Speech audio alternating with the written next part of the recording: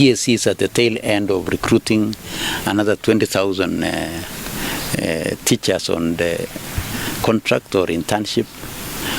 They are finalizing on conversion of the 46,000 interns into permanent and pensionable. They are doing an assessment of some of our teachers who are still teaching in our primary schools so that they can support at the junior school.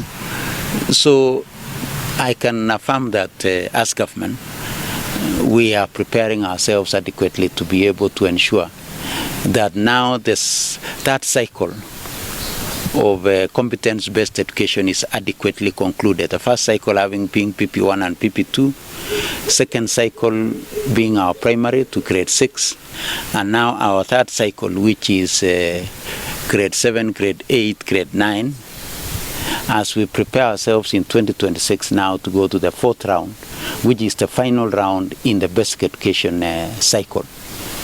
So once again, I would want to thank all of us. And in case of any engagements with the media, I think we open the container. Then thereafter, in case there are any other areas of engagement, then we shall engage ourselves.